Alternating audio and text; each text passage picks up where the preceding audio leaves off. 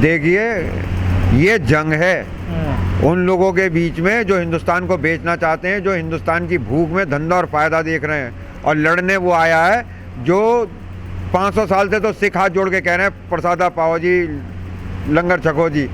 तो खिलाने वाले में और इन काली ताकतों में, भूख में धंधा फायदा देखने वालों में युद्ध हो गया है। ये भारत ने आंदोलन से आज़ादी पाई थी, लेकिन अब की बार का ये आप तय मानिए कि ये क्रांति से कम नहीं है। क्रांति की देवी हमेशा बलि मांगती है। 500-600 तो हमारे बलि चढ़ चुके किसान। जंग का अंजाम उसमें कॉम्प्रोमाइज़ नहीं होता, एक पक्ष क्लियर विजेता बनता है। तो हम जीतेंगे कैसे? इनको हरा के। और कैसे नहीं हराओगे? कैसे, क्या रणनीति है? हारना तो ये शुरू हो गए भाई। आप इनके action speaks louder than words. पहले इन्होंने मंत्रिमंडल में दिल्ली में हेर फेर करा, तब भी मोदी जी से मैंने कहा था ये बल्ब फ्यूज नहीं है, आपका फ्यूज उड़ गया है। अब इनसे आरएसएस वालों से कह रहे हैं भाई इतने सारे बदलने के, मुख्यमंत्री बदले चले जा रहे हैं। तो अगले लाइन में आ गए मुख्यमंत्री, अब हरियाणा वाला जाने वाला तैयारी कर रहा है। रूटीन जैसा होता है सरकारों को, तो अब इसी टाइम पे ये रूटीन याद आ रहे हैं, इसी टाइम पे ये रूटीन याद आ रहे हैं। सरकार बहुत वीक ग्राउंड पे है। किसानों ने हाथी के मुंह में से गन्ना खींच लिया। अगर आपको याद हो तो पिछली बार भी आपने पूछा था। भाई उनका नाम मत लो। अब आप उन्हें पत्रकार कह के, पत्रकारों को देखो 20 गालियां और हैं। बिकाऊ कह लो, धमकाया हुआ कह लो, गोदी मीडिया कह लो, लेकिन सुदर्शन जी को कृपया करके पत्रकार न कहो। ऐसी गाली मैं अर्नब को भी पत्रकार स्वीकार कर लेता हूँ एक बार को, लेकिन उन्हें चौहान साहब को तो हाथ जोड़ के मैं कह रहा हूँ आपसे भी कि पत्रकार कह के आप भी चाहें। तो टिकैत साहब ने किस उस आधार पर इंटरव्यू दिया था उनको? अब वो आए थे बातचीत करने, इंटरव्यू क्या, वो बातचीत करने आए थे। देखो अब जज भ्रष्ट हो तो मैं ये थोड़ी कहूँगा कि साहब इसके यहाँ मैं बेल कराने नहीं जाऊँगा या लड़ने नहीं जाऊँगा, मुझे तो जाना पड़ेगा। अब वो आए थे, उन्होंने सवाल पूछे, जवाब दे दिए। वैसे बड़ा मज़ेदार रहा इंटरव्यू है।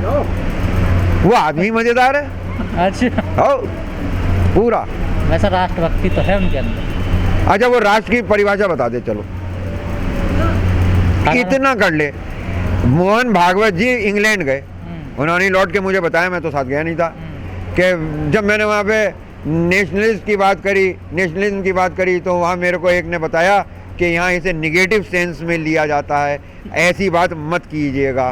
तो राष्ट्र तो, अब वैसे एक बात बताऊँ, आप फिर राष्ट्र में भारत का नाम जोड़ेंगे। जिस वक्त इंग्लैंड, लंदन दुनिया की राजधानी थी, आधी दुनिया के फैसले वहाँ लिए जाते थे, तब कांग्रेस बनी थी। और जिस वक्त वॉशिंगटन डीसी शिफ्ट हो गई थी, वो राजधानी जहाँ आधी दुनिया के फैसले अमेरिका में लिए जाने लगे थे, तब आरएसएस का जन्म हुआ था। अरे भाई यही तो बड़ी तुम्हें खुशखबरी दे दूं, अब की बात दिल्ली जीतने के लिए इन्होंने मुजफ्फरनगर में आग लगाई थी। अब यूपी जीतने के लिए ये मेरठ मुजफ्फरनगर में घुस नहीं सकते थे क्योंकि जूते पड़ते, तो ये ब्रज के इलाके में अलीगढ़ में घुसे और राजा मुर्सान, महेंद्र प्रताप सिंह जी के नाम से इन्होंने इस खेल को 3 साल पहले से राजा मुर्सान को और एएमयू को आमने सामने टकराने की कोशिश की जा रही थी। लेकिन मैं मोदी जी को आपके ही प्लेटफॉर्म के माध्यम से सलाह देना चाहता हूँ, मेरठ मुजफ्फरनगर के और ब्रज के जाट में फ़र्क है। मेरठ मुजफ्फरनगर का जाट मारेगा तो जूते से मारेगा, अब ब्रज का मारेगा ना तो लठ से मारेगा। बलदाऊ का इलाका है भाई।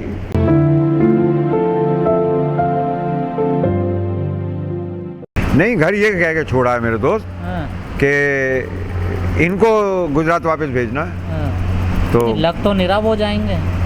अरे अब आपको क्या पता है, एक एक करके ईंट गिरती है और ईश्वर हमारी सहायता कर रहा है। आप बेफिक्र रहिए, यही लोग जाएंगे, हम नहीं जाएंगे। 10 महीने से ईश्वर ने सहायता नहीं करी क्या? नहीं, ये क्रांति समय लेती है, आंदोलन समय लेता है। किसानों की सबसे बड़ी क्रांति जिसने दुनिया को बहुत कुछ दिया, फ्रांस की क्रांति, वो कितने साल में पूरी हुई? 10 साल। उसके बाद काउंटर क्रांति हुई, 100 साल बाद संविधान आया। हमारे पास संविधान ऑलरेडी लिखा हुआ है, हमें उसकी रक्षा भर करनी है, संविधान लिखना नहीं है। तो हम 1 साल में 2 साल में, भारतीय किसान यूनियन वो संयुक्त किसान मोर्चा के 40 घटकों में से एक, ये इनका अपना इंटरनल मामला है। आपने संयुक्त मोर्चा की बात करी, 40 किसान नेताओं की, आपस में एक है सारे। इनकी मजबूरी है, जब किसान सब एक जगह है तो नेता कहाँ जाएंगे? जाके दिखा दें। किसान कहाँ सारे एक जगह? सारे किसान एक जगह हैं। आप राकेश टिकैत हिंदुस्तान में भर में जहाँ घूम रहे हैं ना, वहाँ पैसे खर्च करके पब्लिक नहीं लानी पड़ रही। मुजफ्फरनगर में पैसे खर्च करके पब्लिक नहीं लाए हैं। योगी जी आए थे कल, आप वहाँ गए थे? कितनी पब्लिक थी?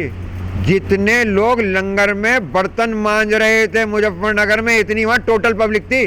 20,000 लोग थे वहाँ योगी जी कार्यक्रम में। तुम अभी तो मालूम करो मुजफ्फरनगर में बर्तन कितने लोग मांज रहे थे भंडारों में। तो 20 लाख बताए टिकैत साहब ने। पब्लिक थी, खाने वाले, आने वाले।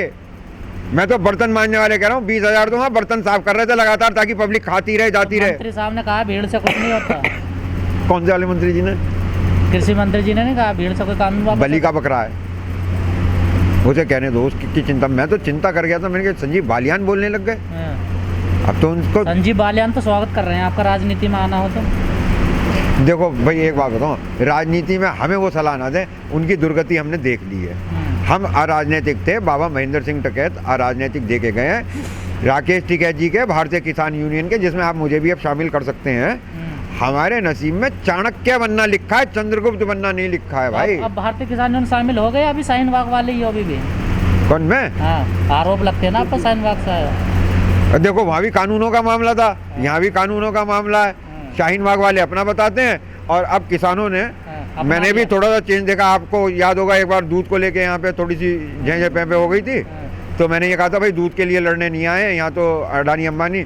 अब किसान स्वयं आके पूछ लेते हैं वकील साहब दूध मिल गया कि नहीं मिल गया, अपना मानने लगे। अच्छा जी, इतना सम्मान होने लगा। अच्छे दिन आ गए हैं मेरे मोदी जी के जाने वाले। मुझे तो डर ये था कि खुली हवा में सांस लेने के चक्कर में कहीं हवाई जहाज के ऊपर बैठ के ना जाएं। बहुत दिन से कैद पड़े थे यहाँ। और एक बात बता दूं, वो वर्ल्ड की स्ट्रॉन्गेस्ट डेमोक्रेसी है, हम लार्जेस्ट डेमोक्रेसी हैं। हमारे यहाँ बहकाया जाता है, फुसलाया जाता है, डराया जाता है, धमकाया जाता है। वहाँ एक एक पत्रकार राष्ट्रपति को उलझा लिया करता था, उनके इंस्टीट्यूशंस ने उसे काम नहीं करने दिया। हमारे यहाँ तो छोटा मोदी आया था, उनके यहाँ बड़ा मोदी आया था, चच्चा मोदी। गए थे मोदी जी वहाँ कहने अब की बार ट्रम्प सरकार। उनके इस नारे ने, इस कार्य ने भारत की विदेश नीति को, भारत की छवि को पूरी दुनिया में कैसे करके पेश किया, उसका क्या नुकसान हुआ। हम लोग गैर राजनीतिक हैं, आप भी गैर राजनीतिक हैं, इसलिए आप जानते नहीं। कि हमारे एक मित्र आए थे पूरब से, वो गोला लाठी का मतलब नहीं समझते थे, तो उन्हें थोड़ी देर शब्दों से समझाया गया।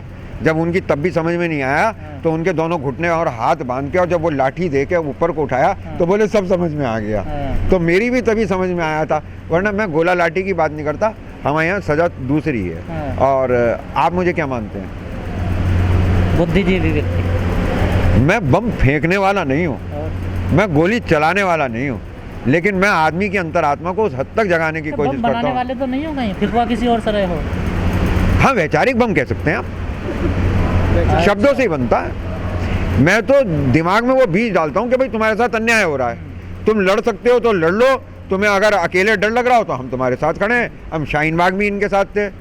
सरकार का तो हाल ये है, कभी बॉक्सिंग देखी है? जब अच्छे से मुक्के पढ़ लेते हैं तो मुंह में दांत, जो पानी पिलाना और दस्तान। इस वक्त मोदी जी की हालत ऐसी वाली है। कहाँ इतने अच्छे तो जा रहे हो, प्लेन में जा रहे हैं, अपने फाइलें पढ़ रहे हैं बिल्कुल रिलैक्समेंट से। वही फाइल वो हर बार पढ़ते हैं। देखो उस हवाई जहाज में वो फाइल परमानेंट रखी रहती है। He is a very good actor. वो तो बड़ा ध्यान देके सफर कर रहे हैं, फिर भी काम कर रहे हैं देश के लिए। अब वो फाइल किसकी थी?